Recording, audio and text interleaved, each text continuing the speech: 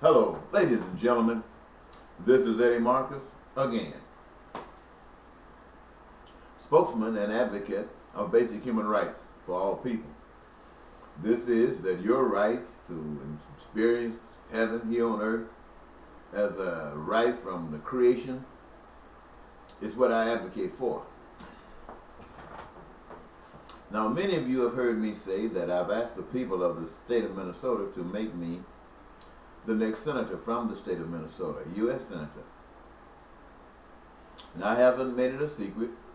I'm concerned about every citizen within the state of Minnesota. But it's not limited to Minnesota. I am also concerned about every citizen within the United States. And I've made it no secret that if I am put in the senatorial office, I will use that platform to speak to all of the Congress and to the constituency throughout the nation. And my intent is to become the next year candidate for president of the United States. Now, many of you might think that I'm far-fetched. And if I mention what I'm constantly hearing from people once I tell them that I'm seeking office for peace and prosperity and happiness for everybody, they always say, oh, that's not going to happen. If people have to be genuine to people and treat people fair, that's not going to happen. And it just amazes me how when I was in the pulpit and people would come and ask me to pray for them, they would always ask me to pray for these basic human rights, these basic rights that God has guaranteed to every individual that wanted them and practiced the principles of getting them. And yet these people say, no way. I remember years ago when I was running for president as a write-in candidate, a reporter in some distant state responded to my application and indicated that the problem with my whole effort is that I wanted more for the people. I wanted more for you than you wanted for yourselves. And it appears as if that is the same case today. I heard Jesse Ventura says that he's an atheist now. He does not believe in God. He said the people in the Bible, the inference is that God spoke to them, but God had not spoken to him. And because that hadn't happened, and he listened to all of the lies from people who say they had been touched by God, until he just concluded that it was all fake, phony, and he wanted nothing to do with it. And I can understand that. Had I not had an experience with God, I would probably be the same way. Because all of the people out here talking about God seems to be talking about a strange God that has no production whatsoever. The thing that makes me different is that I have seen the hand of God. In other words, I've seen miracles in my own life. You remember the story about Moses? I know many of you don't believe in the Bible, and many of you definitely don't believe in Moses. But Moses was supposed to have been a prince. And he was brought up different than those who were familiar with God. But having found out in time that he was of that sort, and he had heard people talking all about God, and he wanted to believe, but he could not believe because of the practice, because of the indoctrination that he had endured. But he was curious enough to reach out and try to find out. And one day he saw something strange happening on a mountain.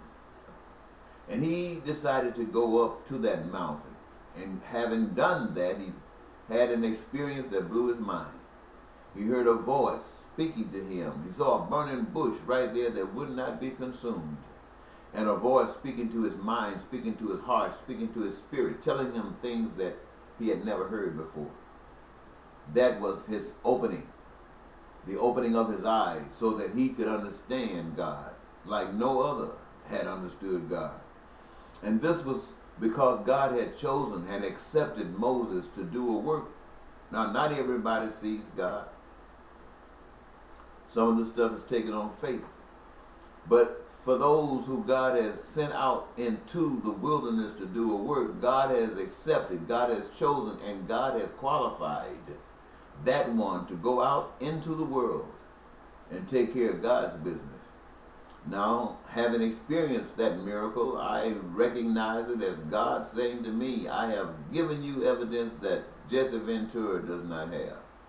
And I want you to go out there and advocate for me in such a way that people like Jesse Ventura can say, there must be a God, because I never heard it that way. But not only have I not heard it that way, I've never seen the kind of action taken that is causing things to happen, that if there is a God, I'm sure that only a God could do it. And so, here I am, ladies and gentlemen. Why do I run, having explained what I have explained to you? To add to that, there is no candidate in my lifetime, and I'm a pretty old guy as you can tell, has ever advocated for the kind of things for you, the American people, you, the people of the state of Minnesota, and ultimately the people of the world, have never offered to you the answers to your everlasting prayers. And I'm so confident that having been made by a spirit that is common amongst us all, that there are things that are so desired by each and every last one of us. Every last one of us.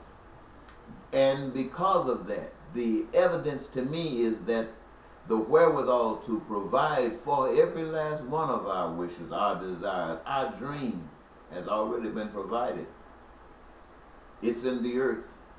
The earth serves like a mother's womb. We all know that when a woman is pregnant,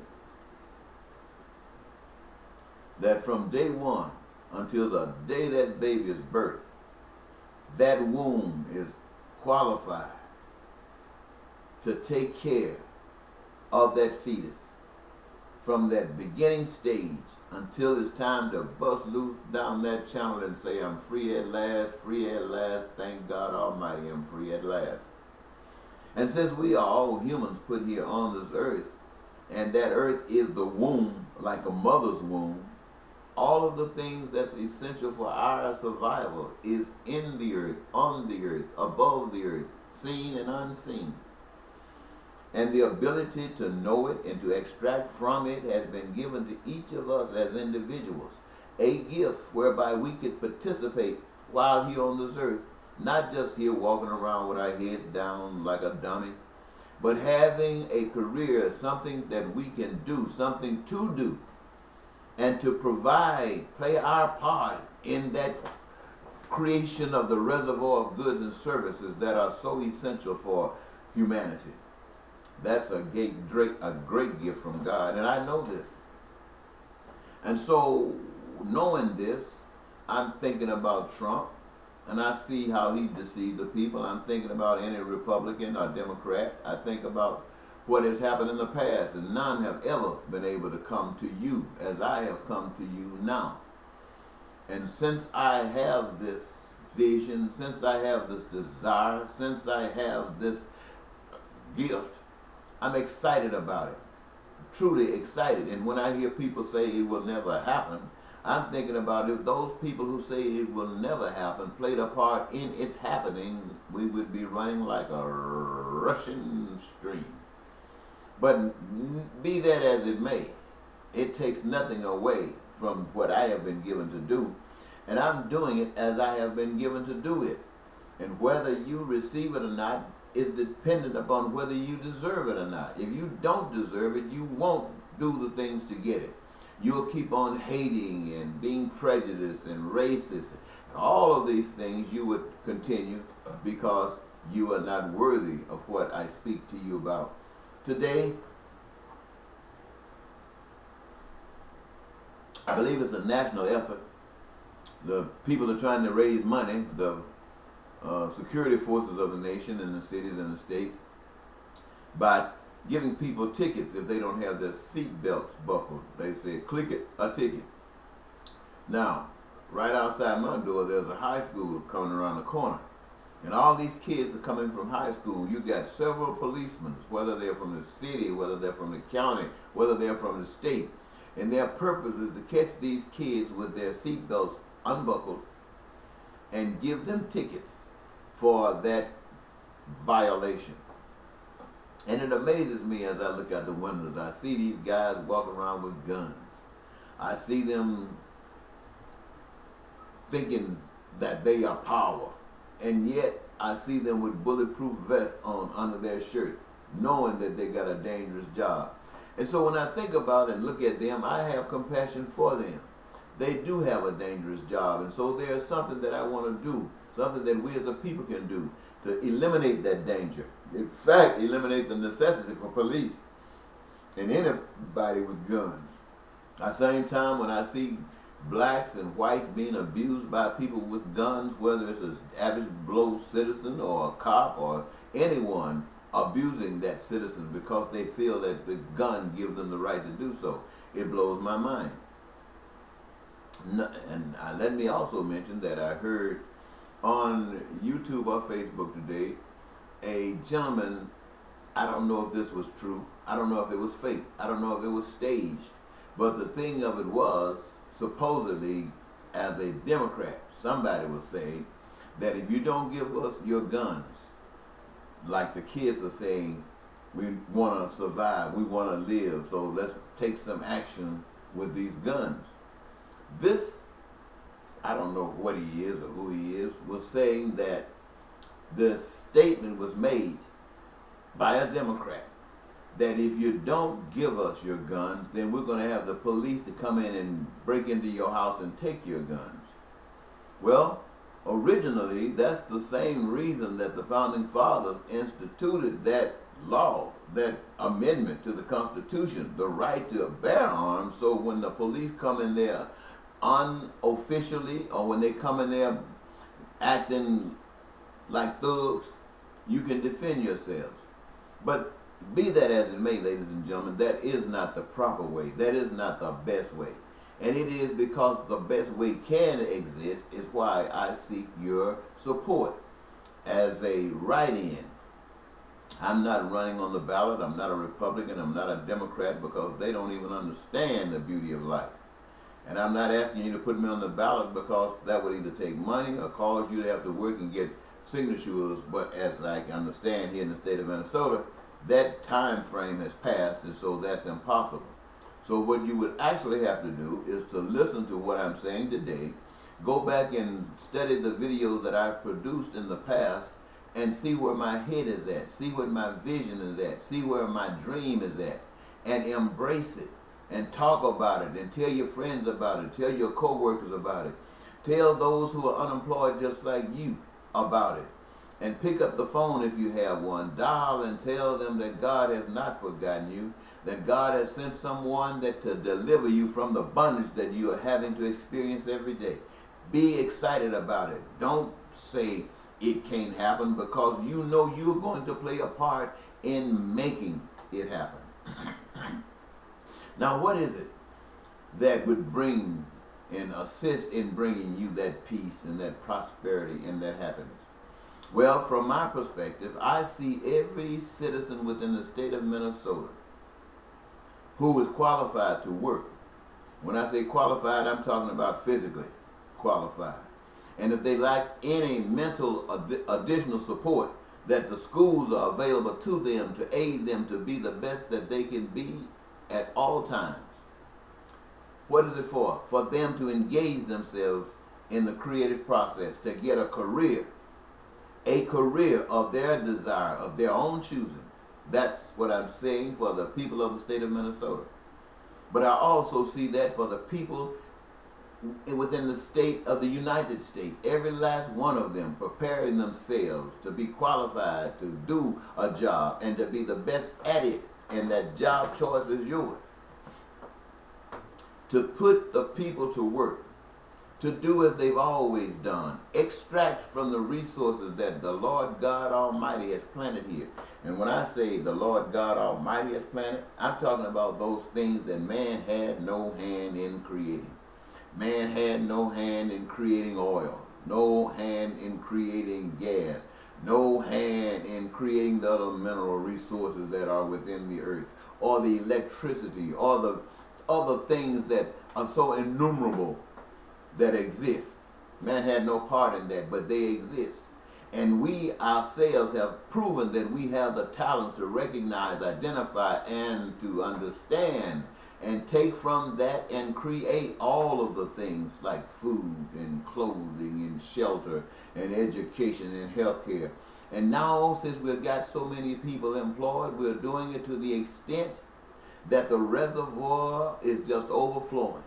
Overflowing that it is more than is needed or required or wanted by the citizens of the United States of America or of Minnesota, and that it could overflow, that others can understand that we now have a new master in our lives. It's not white supremacy, it's not black supremacy, it's a spirit that you can't see, you can't touch, you can't feel, but all of the evidence is there right before us because we are creating heaven on earth.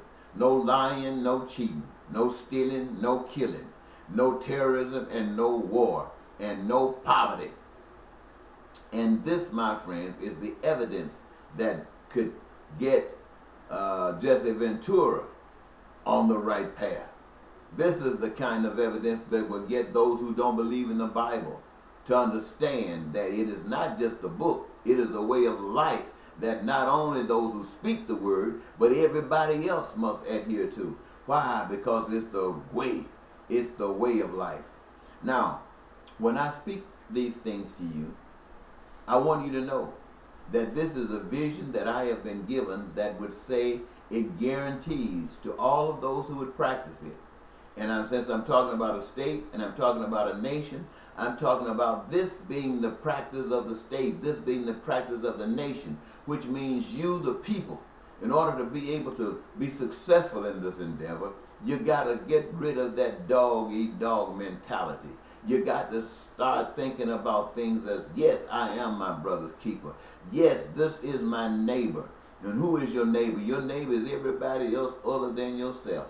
And they need exactly what you do. It might be digging a ditch. It might be cleaning a toilet. It might be cutting wood. It might be making brick. It might be building bridges. It might be building buildings. It might be teaching school. It might be pulling teeth. It might be being a doctor. It might be any number of the things that are done within a human society. But because you do it, it makes you a participant in the creative process of all the things that exist. So you are a partner, an owner, a part owner of all the things that man have come together and established for the benefit of the people. And those things that you own, you don't buy. You just access them as you need, want, or desire them. Which means you don't need taxes, you don't need fees, you don't need banks, you don't need loans, and most of all, you do not need money. And since you don't need money, my friends, you are set free to give all you got. And that doesn't mean that you're going to work the daylights out of yourself. No, because now there's so many people working, doing so many of the same things that you don't have to work all the time. You have time to spend with your family, your friends, and co-workers. You have time to take vacations, to have class reunions and family reunions, and to travel and see the world. All of this is available to you now. You have time to raise your children, and they won't have reasons to go out and bully other kids because all of the kids are satisfied because their parents are satisfied and they are living their own dreams. This is what I'm coming to the people of Minnesota and to the people of the United States of America offering. And I want to do this in such a magnitude that people in Russia, in China, in North Korea, in Germany, in Central America, in South America, all of the people over the earth can look up and say, that is America. America has walked into they've discovered something. And what would we have discovered? We have discovered that God is. And God has a way of doing things, and we have followed that way. And because we have followed that way, we have our heaven on earth. And because it is so real and everybody else is watching and desire it, we offer it to them. They don't have to fight, get a gun, start stealing and lying. You don't have to do any of that. Just let it be known that you want it, and already it's overflowing to you. And now you don't have to leave Mexico. You don't have to leave India. You don't have to leave any of these parts of the world that you come from. Because the America that has created heaven for itself, you, Mexico, Vietnam, all of the people, Afghanistan, people in Haiti, all of you can create your own heaven and have our party doing it. Now, can you imagine another candidate for state senate, or United States Senate, or President of the United States talking to you this way? The man who impressed you because he said he was a billionaire, who didn't need money from others. He used his own money, and he kept putting planes before you, letting you see his greatness, and got you all voting for him. Whether he could walk in the streets and shoot people, and he was convinced without a doubt that you would exonerate him. No, I'm not like that. That was a man promising to you what he can do for you, and you see how that ended up. I'm telling you that God is the answer to all of our prayers. That is my message. That is what I'm here to advocate for. But the Spirit is of God, and it will be working not only in me, it will be working in you, giving you the freedom, the liberty to be what you have been created to be. And in that creative process, my friends, we would have won. The devil can go and hide, and all of the fakeness can just disappear, because we are the victory in God. I want to thank you so very much for giving me this your time, and I hope that I haven't wasted it. Those of you who have listened, those of you who desire to be free, those of you who are tired of bondage, those of you who have trusted men and they've always failed you, I'm asking you to try God. God is a spirit, but God is love. And the only way, remember this, that you can show any love for God that you have not seen is to love the creation that God has made as if it is God. And you know it is, because so are you. Bye-bye.